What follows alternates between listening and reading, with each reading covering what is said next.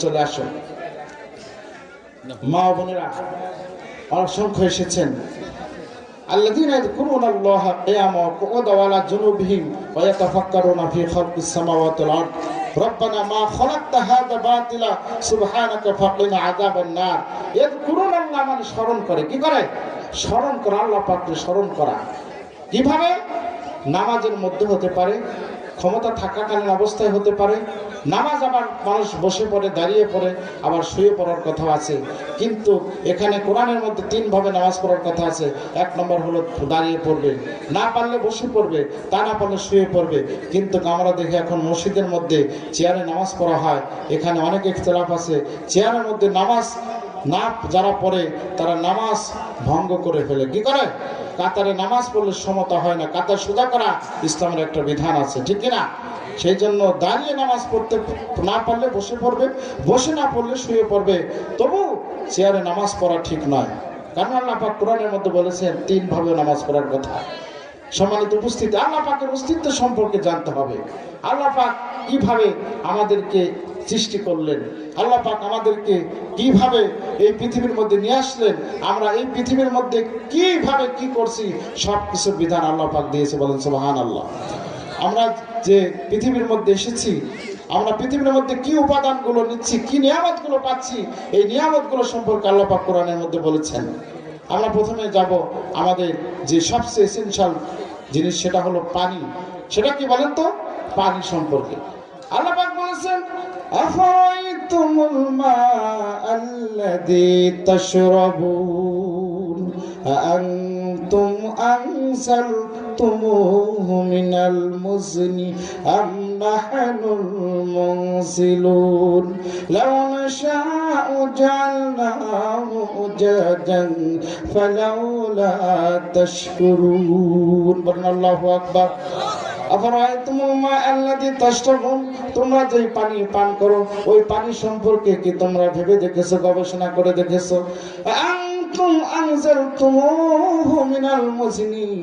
ওই পানি কি তোমরা বিশেষভাবে নির্দিষ্ট নিয়মে আকাশ থেকে মেঘ আকারে তোমরা বর্ষণ করো, নাকি আমি বর্ষণ করি? কে করে বলেন তো? আনতুম আনজালতুমুহু মিনাল মুজনি আম নাহনুল মুনজিলুন। ওটা কি তোমরা বর্ষণ করো, না আমি আল্লাহ বর্ষণ করি? লাউ নাশাউ জাআলনাহু উজাজান ফালাউলা তাশকুরুন।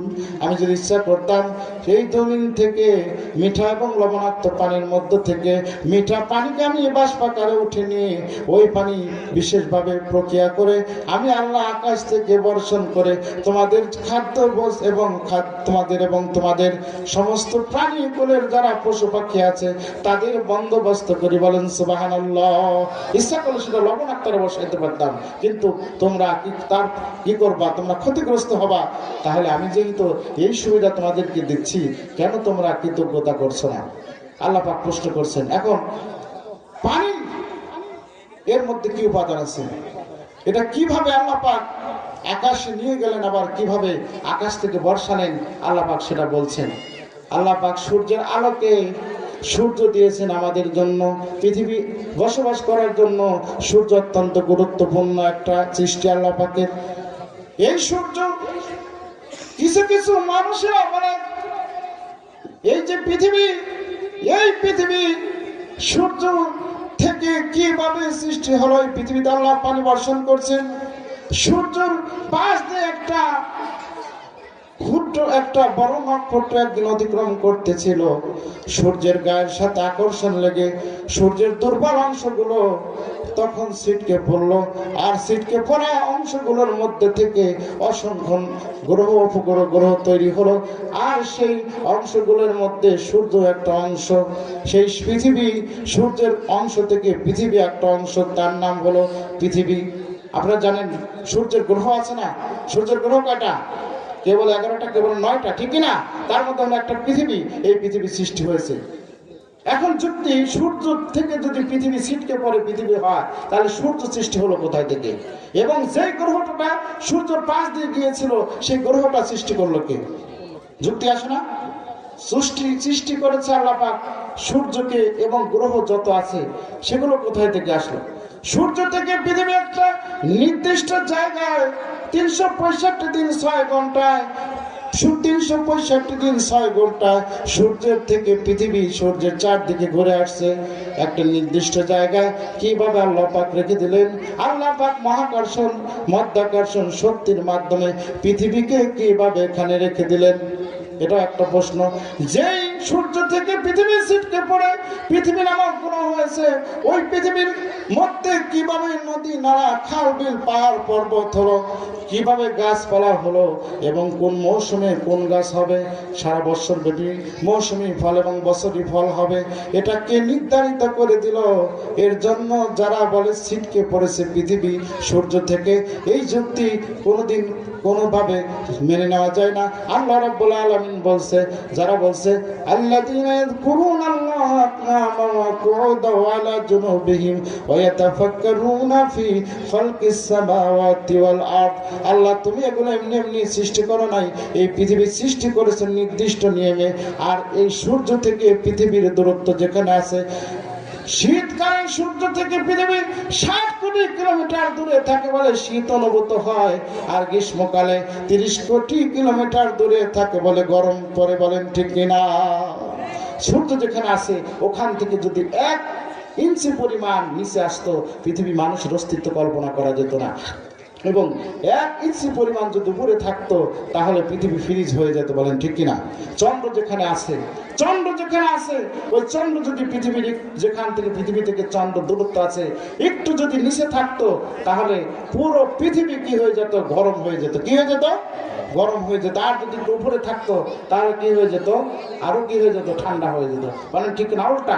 লাশামসু ইয়ামবাগি লাহা আন তুদরিকাল কমার ওয়ালাল লাইলু সাবিকুন নাহার ওয়া কুল্লুন ফি ফালাকি ইয়াসবাহুন। বলেন আল্লাহু আকবার। সূর্যের সাথে পৃথিবীর চাঁদকে অতিক্রম করা, ওভারটেক করতে পারবে না। আর চাঁদের সাধ্য নাই, সূর্য আর দিনের সাধ্য নাই, রাতের সাধ্য নাই। আর রাতের সাধ্য নাই দিনকে অতিক্রম করা। বলেন সুবহানাল্লাহ। এমন কি হয়েছে কোনোদিন যে রাত শেষ হয়েছে সূর্য উঠেছে? ওঠে নাই। এমন কিছু হয়েছে?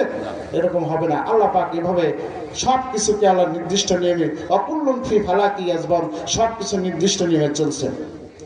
এই যে পানি, এই পানি এখন এই সূর্যের তাপে আল্লাহ পাক পৃথিবীতে তাপ পাঠানোর পর 85% এই পৃথিবীর তাপ থেকে বায়ু উষ্ণ গরম হয়, আর 15% মাত্র সূর্যের আলোতে গরম হয়। বলেন সুবহানাল্লাহ।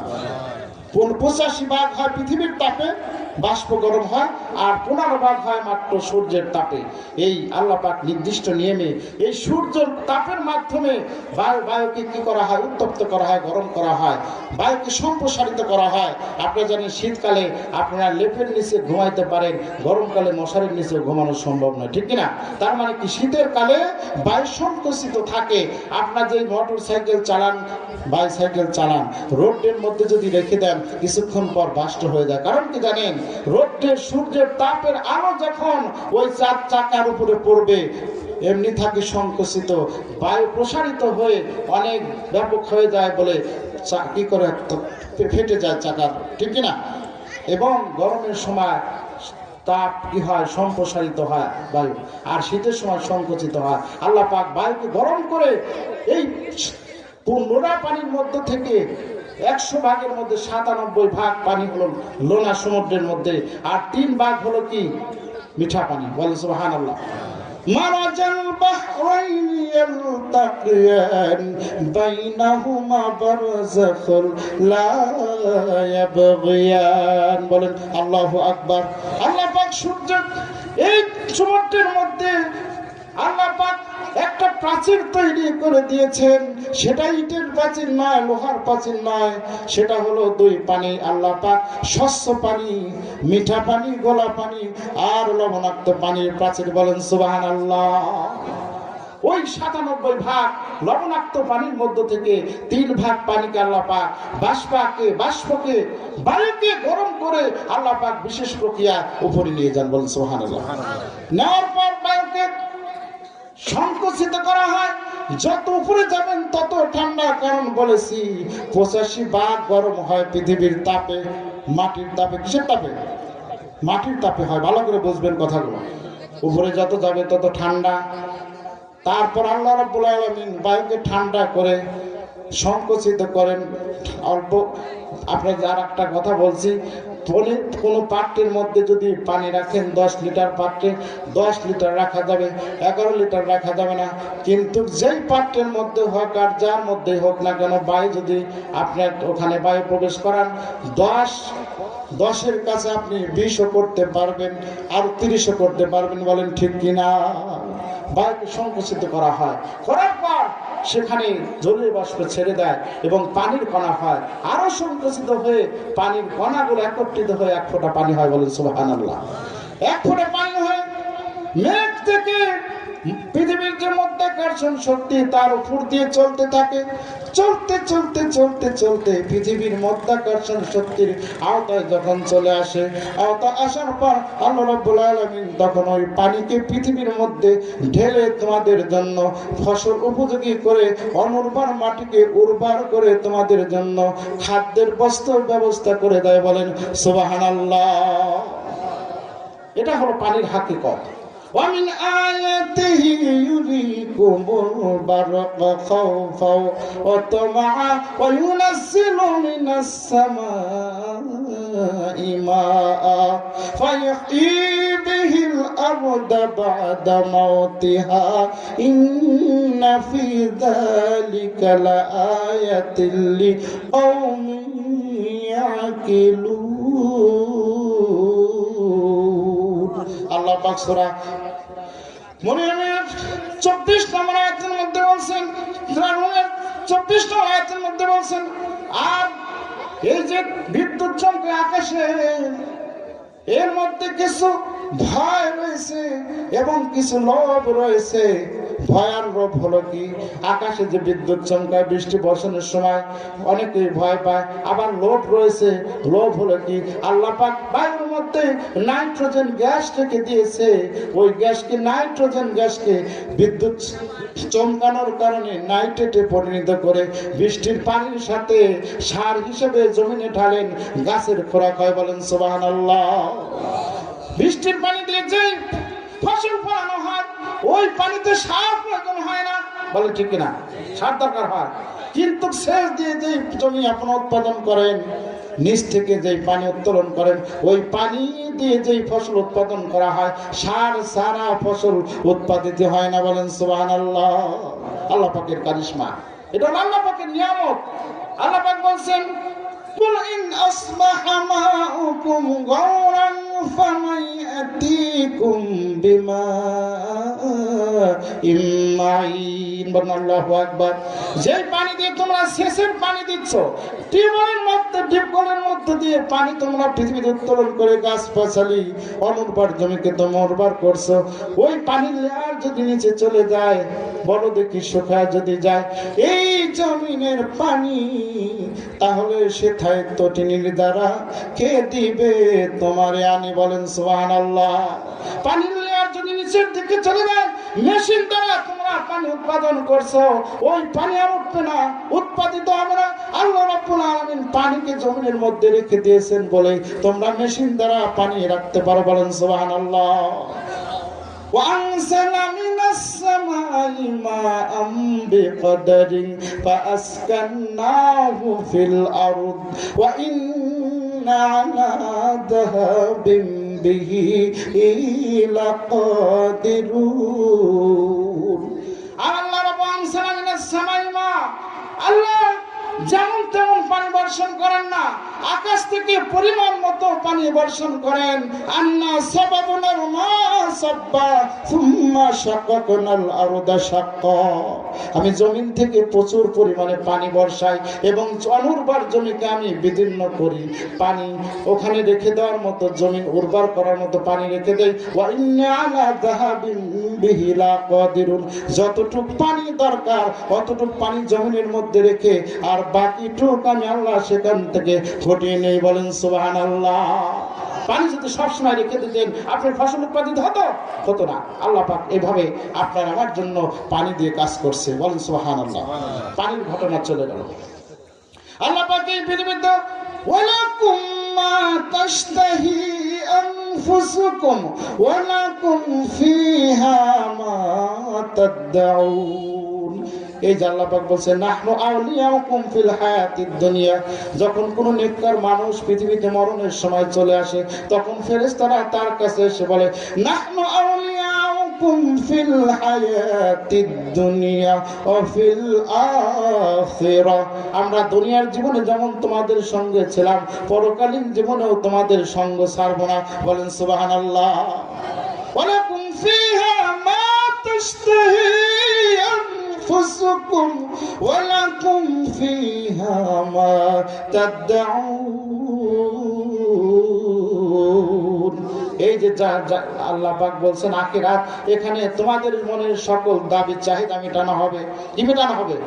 সকল চাহিদা মেটানো হবে, দাবি মেটানো হবে। আর ওইখানে তোমাদের মন যা চাইবে তাই পাইবা। দুনিয়ার জীবনে তোমাদেরকে রিক্সা চালায় খাইতে হয়, আবার অনেকে সুদ ঘুষ খায়, ঠিক কিনা? সুদ ঘুষ খায় না? অনেকে পরিশ্রম করে, জমিতে ফসল উৎপাদন কৃষকেরা অনেক পরিশ্রম করে, অনেকে বসে বসে বিনা কারণে মানুষের ফাইলগুলো, শ্রমিকদের ফাইলগুলো, অন্যান্য অল্প আয়ের মানুষের টাকাগুলো দিয়ে অফিসার যারা আছে তারা টেবিলের নিচে ফাইলটা রেখে আটকে ঘুষ খায়। আবার অনেকে সমাজের মধ্যে সুদ খেয়ে উপার্জন করে। বলেন ঠিক কিনা? ওখানে তোমাদের এভাবে করে খাওয়া লাগবে না, তোমরা যা চাইবা তাই পাইবা। আল্লাহ পাক বলছে লাকুম ফিহা মা তাশতাহি আনফুসুকুম, ওখানে তাই রয়েছে মা তাশতাহি, যা চায়, আনফুসুকুম তোমাদের অন্তর কি চায়?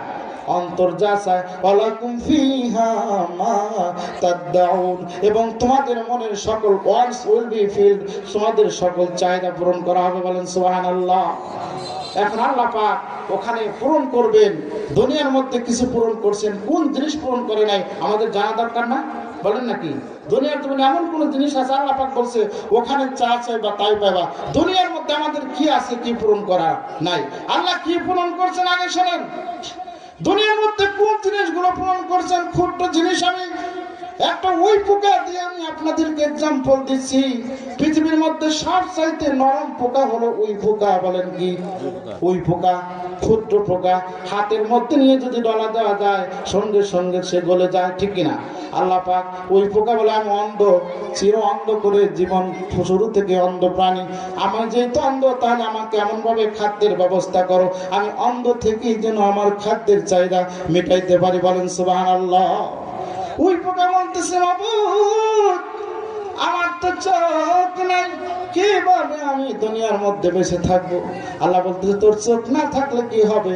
ওমা মিন দাব্বাতিন ফিল আরদি ইল্লা আলাল্লাহি রিজকুহা। আল্লাহু আকবার।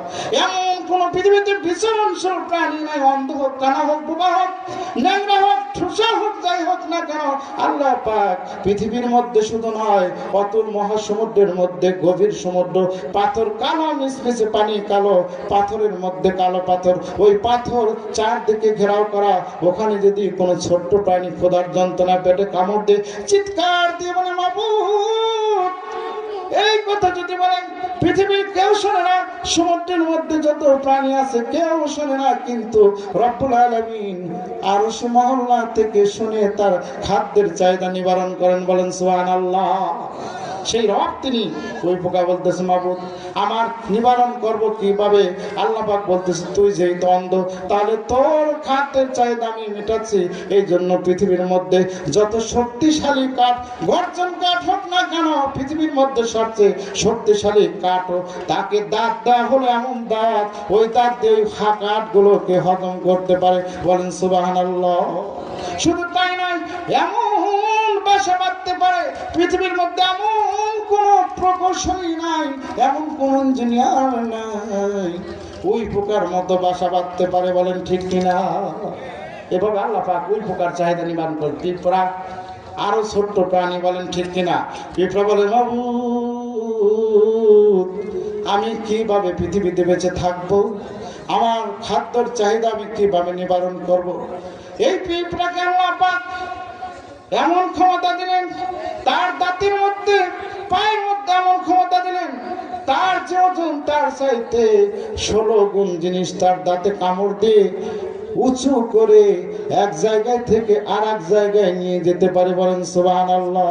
শুধু তাই নয়, শুধু তাই নয়, ওই ওই ওই পিঁপড়া পৃথিবীর যে কোনায় আপনি মিষ্টির বাসন রাখুন না কেন, মিষ্টির প্যাকেট রাখুন না কেন, ওই পিঁপড়া সেখানে গিয়েই তিনি তার নাকের মধ্যে আল্লাহ পাক এমন ঘ্রাণ দিয়েছেন, ওখান থেকে যত দূর থাকুক না কেন ওখান থেকে সে ঘ্রাণ শুকতে পারে। বলেন সুবহানাল্লাহ।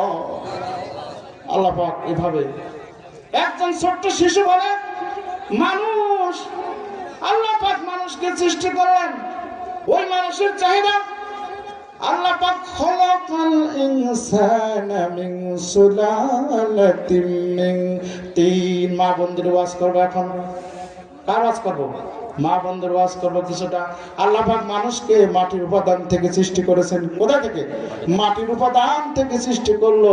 আল্লাহ পাক বলেছেন আমি মানুষকে মাটির উপাদান থেকে সৃষ্টি করেছি। আফারাইতুম মা তুমনুন আনতুম তাখলুকুনাহু আম নাহনুল খালিকুন।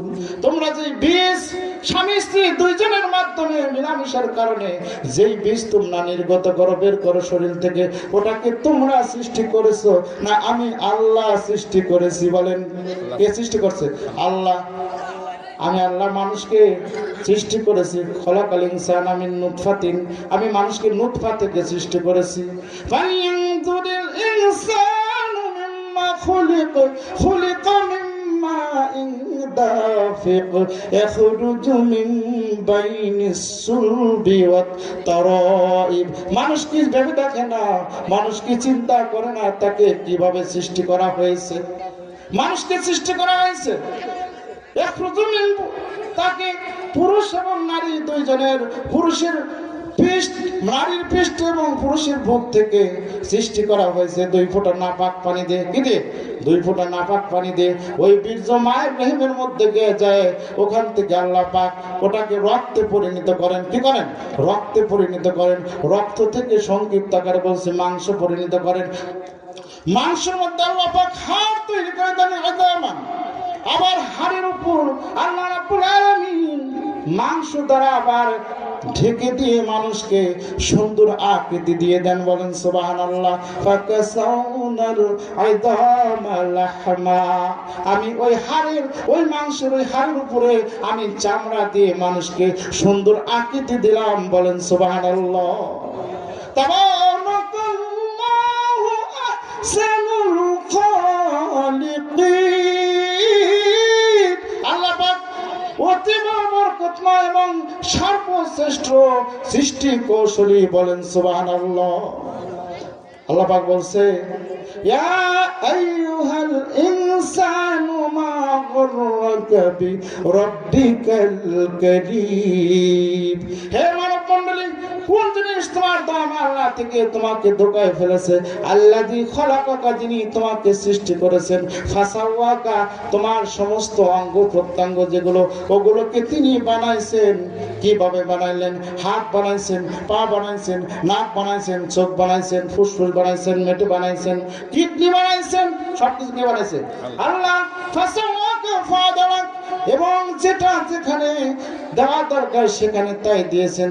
হাতের জায়গায় হাত দিয়েছেন, নাকের জায়গায় নাক দিয়েছেন, কানের জায়গায় কান দিয়েছেন। ভাই আমার, আল্লাহ পাক যদি চোখ দুটো যদি সামনে না দিয়ে পিছনে দিতেন তাহলে কিভাবে দেখতেন পারতেন? চিংড়ি মাছের মতো পিছনের দিকে যাওয়া লাগতো। আল্লাহ পাক বলছে আলাম নাজআল লাহু আইনাইন, আল্লাহু আকবার, ওয়া লিসানান ওয়া শাফাতাইন ওয়া হাদাইনাহুম নাজদাইন। আমি কি তোমাকে দেখার জন্য 2টা চোখ দেই নাই? আমি কি তোমাকে পৃথিবীর মধ্যে স্বাদ উপভোগ করার জন্য একটা জিহ্বা দেয়নি আল্লাহ পাক। এই জিহ্বার মধ্যে একটি নেই, দুইটি নাই, 3000 স্বাদ দিয়েছেন। বলেন সুবহানাল্লাহ। ঠোঁট দিয়েছেন কথা বলার জন্য। যদি জিহ্বা না দিতাম তাহলে কোনটা গরুর গোশত, কোনটা মুরগির গোশত, এগুলো কোথায় থেকে তুমি পাইতা? বলেন সুবহানাল্লাহ। ওয়াজ করতে গেলে অনেক সময় দরকার। আপনাকে ভালো লাগছে? ওয়াজ করবো নাকি শেষ করে দেবো? আল্লাহ পাক মানুষকে সৃষ্টি করলেন, সংক্ষিপ্ত আকারে বলছে অনেক সময় লাগবে। আল্লাহ পাক মানুষকে যেমন আকৃতি দিয়ে আল্লাহ পাক তোমাকে যেখানে যা সেট করার দরকার চাই তাই সেট করে দিলেন। তোমাকে হৃষ্টপুষ্ট করেছে, সুঠামদের অধিকার করেছে। ও যুবক, আল্লাহ রাব্বুল আলামিন তোমাকে দুইটা চোখ দিয়েছে, দেখেই তুমি দেখতে পারো। আর এই চোখ দিয়ে তুমি আল্লাহর কোরআন পড়ো না, আল্লাহর আইন মানো না। যেই পিতা মাতা থেকে তোমাকে সৃষ্টি করা হলো, ওই পিতা মাতার দিকে তুমি সুনজরে তাকাও না। আল্লাহ পাক মায়ের পেটের মধ্যে থেকে তোমাকে এভাবে অনেক কিছু দিয়ে তৈরি বের করে নিয়ে আসলেন। আমি তোমাকে এভাবে সুন্দর আকৃতি দিয়ে পৃথিবীতে বের করে নিয়ে আসলাম। বের করে নিয়ে আসার পর তোমার কি দরকার? তুমি বলছিলাম মাবুদ, মায়ের পেটের মধ্যে থেকে মা যা কিছু খেয়েছিল, মায়ের নার্ভের সাথে আমার নার্ভের সংযোগ দিয়েছিলেন। দুনিয়ার মধ্যে মা যা খাইতো অক্সিজেন নিত, তাই পাইতাম, খাইতাম। আল্লাহ ইচ্ছা করলে মায়ের মুখে, তোমার মুখকে নাপাক ওই সমস্ত মাসিক খাওয়া বড় করতে পারতেন। কিন্তু এই মুখ দিয়ে আল্লাহ পাক তোমাকে সৃষ্টি করেছে, তুমি আল্লাহর জিকির করবা বলে তোমার মুখ দিয়ে কোনো কিছু মায়ের পেটের মধ্যে খাওয়াই নাই। বলেন সুবহানাল্লাহ। আমি দুনিয়ায় গিয়ে কি খাবো তুমি ব্যবস্থা করে দাও। এই জন্য আল্লাহ রাব্বুল আলামিন মায়ের পেট থেকে বের হওয়ার সঙ্গে সঙ্গে মায়ের যেই স্তনের বোটা আছে, একটি নাই, দুইটি নাই, আল্লাহ রাব্বুল আলামিন 33টি মতান্তরে 32টি ফোঁটা দিয়ে তোমার দুধের ব্যবস্থা করে দিয়েছে। বলেন সুবহানাল্লাহ। মা বলে, মাবুদ, আমার সন্তান আমার পেটের মধ্যে খেয়ে বড় হয়েছিল, দুনিয়ার মধ্যে তুমি তাকে দাঁত দিও না, যদি দাঁত দিয়ে দাও তাহলে সে কামড় দেবে, আমি ব্যথা পাবো। এই জন্য আল্লাহ পাক দাঁত তাকে দেয় না।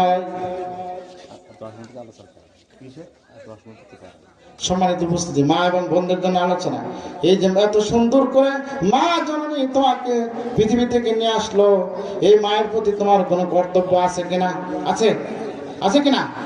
সেই মার কথা তোমাকে শুনতে আল্লাহ পাক বলছে, وَقَضَى رَبُّكَ أَلَّا تَعْبُدُوا إِلَّا إِيَّاهُ وَبِالْوَالِدَيْنِ إِحْسَانًا। তোমার প্রভু তোমাকে নির্দেশ করছেন, তুমি وَقَضَى رَبُّكَ أَلَّا تَعْبُدُوا, তুমি আল্লাহ ছাড়া আর করে ইবাদত করবে না। وَبِالْوَالِدَيْنِ إِحْسَانًا, তুমি তোমার পিতামাতার সাথে সুন্দর ব্যবহার করবা, পিতামাতার কথা শুনবা, পিতামাতা যা বলে তুমি তাই শুনবা। রাদিয়াল্লাহু বিরাদিয়াল ওয়ালিদাইন রাগিবাল্লাহ দাহিয়াতুল কওমের একজন সাহাবী, নবীর বিশিষ্ট সাহাবীদের মধ্যে একজন সাহাবী, সে যুদ্ধ শেষে বাড়িতে ফিরেছে। মা জননী নামাজরত অবস্থায় রয়েছেন। এসে ডাক দিল, মা জননী এমত অবস্থা, মা নামাজরত অবস্থা। স্ত্রী বলল, স্বামী গো, ততক্ষণ পর্যন্ত তুমি ঘরের মধ্যে প্রবেশ করবে না যতক্ষণ পর্যন্ত না তুমি তোমার মায়ের বিচার করবা। বলেন, সন্তান হয়ে মায়ের বিচার করতে পারে? সম্ভব? কোনোদিন সম্ভব না। ততক্ষণ পর্যন্ত তুমি তোমার মায়ের বিচার না করবা ততক্ষণ পর্যন্ত তুমি ঘরে প্রবেশ করতে পারবে না। এমত অবস্থায় মার অন্তরের দিয়ে, মার কান দিয়ে অন্তরের মধ্যে কথাটা চলে গেল, আমি তো কোনো অন্যায় করি নাই, আমার বৌমা আমার সন্তানের কাছে কি বিচার দিল। দাহিয়াতুল হযরত আলকামা রাদিয়াল্লাহু তাআলা আনহু দেখলেন, মা আমাকে 10 মাস 10 দিন গর্ভে ধারণ করেছে, স্ত্রী তো আমার স্ত্রী, তার মর্যাদা আছে, তাকে সম্মান দিতে হবে। এই জন্য এখন ডাকের অবস্থায় কোনো কথা না বলে পরবর্তীতে আমি ঠান্ডা করব। কিন্তু বৃদ্ধা মাতা বুঝলেন, আমার সন্তান বুঝে আমার বিচার করলো না। এই সময় নামাজ থেকে হাত তুলে বলল, বাবু আমার সন্তানকে 10 মাস 10 দিন গর্ভে ধারণ করেছি, আজকে আমার বউবা মিথ্যা অভিযোগ আমার বিরুদ্ধে দিল, মনে হয় আমার সন্তান বিশ্বাস করেছে। মাবুদ গো, তুমি আমার আলকামার বিচার করে। বলেন নাউজুবিল্লাহ। মায়ের দোয়া কি কবুল হয় না? কবুল হয় না। সে বুঝে করছে না বুঝে করছে বলেন তো? না বুঝে করেছে। কারণ আলকামার একজন সাহাবী ছিলেন, স্ত্রীর তো মর্যাদা আছে নাকি? স্বামীর যেমন মর্যাদা আছে, মায়ের মর্যাদা আছে, সন্তানের কাছে স্বামীর কাছে স্ত্রীরও মর্যাদা আছে। এমত অবস্থায় আলকামা রাদিয়াল্লাহু তাআলা পরবর্তীতে রাসূলের সাথে গিয়েছে যুদ্ধ করার জন্য। যুদ্ধ শেষে যখন রাসূলের দরবারে চলে আসলো, হঠাৎ করে আলকামার মৃত্যু শয্যায় উপনীত হয়েছে। সাহাবীগণ বারবার তার মুখ দিয়ে কালিমার বাণী শুনতে চাচ্ছে, কিন্তু কোনো ক্রমেই তার মুখ দিয়ে কালিমার বাণী উচ্চারিত হয় না। এমত অবস্থায় সাহাবীগণ রাসূল সাল্লাল্লাহু আলাইহি ওয়াসাল্লামের কাছে চলে গেল। ইয়া রাসূলুল্লাহ, ইয়া হাবিবাল্লাহ, আলকামার এই অবস্থা, সে মৃত্যু শয্যায় উপনীত, কেন কালিমার বাণী তার মুখ দিয়ে উচ্চারিত হয় না? রাসূল বললেন, বড় বিজ্ঞানী ছিলেন, বড় দার্শনিক ছিলেন, তিনি বুঝতে পারেন তার কি রোগ হয়েছে। বললো, যাও যাও তার মা অথবা বাবা জীবিত আছে কিনা। দেখলো তার মা বাড়িতে। সাহাবীগণ যাওয়ার সঙ্গে সঙ্গে তার মা ছটফট করে উঠেছে, না জানি আমার সন্তানের কিছু হয়েছে। ও নবীর সাহাবীরা, তোমরা কি জন্য দৌড়াচ্ছ? বলে, মা, নবী তোমাকে তলব করেছে। মা জননী নবীর কথা শুনে দৌড়িয়ে রাসূলের কাছে গিয়ে বলে, ইয়া রাসূলুল্লাহ, ইয়া হাবিবাল্লাহ, আপনি মাফ করবেন, আমার যদি আসা দেরি হয়ে যায় আপনি আমাকে মাফ করে দিবেন। বলে, তোমার আলকামা সম্পর্কে তোমার কি ধারণা? বলে, ইয়া রাসূলুল্লাহ, আলকামা আমার সন্তান, আপনার সাথে তো থাকে, আপনি তো ভালো জানেন। এমত অবস্থায় বললেন, রাসূল বললেন, তোমার সন্তান কি তোমার কোনো কথা শোনে না? আলকামার মায়ের ওই দিনকার ঘটনা মনে পড়ে গেল। 5 মিনিট মধ্যে শেষ করছি। ইতিমধ্যে আলকামার মার কোনো কথা বলে না, রাসূল তার মধ্যে কোনো কথা বের করতে পারছে না। ইতিমধ্যে আলকামার মা বলে, ইয়া রাসূলুল্লাহ, আমি আমার সন্তানের কি উত্তর দেব? আপনি আমার সন্তানের যা ব্যবস্থা তাই করুন।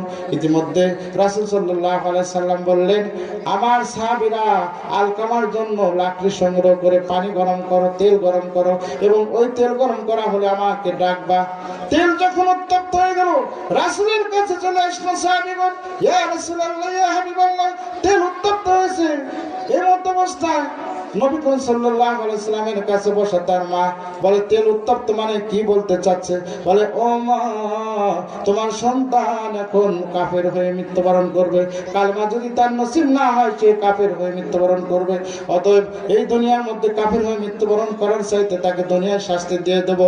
এমত অবস্থায় বলল, আমার সন্তান আমার সামনে, আপনি তাকে আগুনের তেলে উত্তপ্ত করে পুড়াইবেন। আমি মা দুনিয়ার মধ্যে এক বিন্দু পরিমাণ রক্ত থাকতে আমি এটা কখনো মেনে নিতে পারি না। ইতিমধ্যে বলল, তুমি যদি তোমার সন্তানকে মাফ না করে দাও, এমত অবস্থায় যদি সে মৃত্যুবরণ করে, সে কাফের হয়ে মারা যাবে। তুমি তোমার সন্তানকে মাফ না করে দিলে। সঙ্গে সঙ্গে বলল, ইয়া রাসূলুল্লাহ, ইয়া হাবিবাল্লাহ, আমি আমার সন্তানকে মাফ করে দিলাম। বলেন সুবহানাল্লাহ। এই কথা বলার সঙ্গে সঙ্গে আলকামা রাদিয়াল্লাহু তাআলা শাহাদাতের পেয়ালা পান করে দুনিয়া থেকে বিদায় নিল। বলেন সুবহানাল্লাহ। একজন সাহাবী, তার যদি এই অবস্থা হয়ে থাকে, আমরা মায়ের সাথে এমনও বেটা আছি, তারা পাটার মতো আচরণ করে, বলেন ঠিক কিনা? পিতামাতার সাথে ভালো ব্যবহার করতে হবে। আল্লাহ পাক আমাদের সকলকে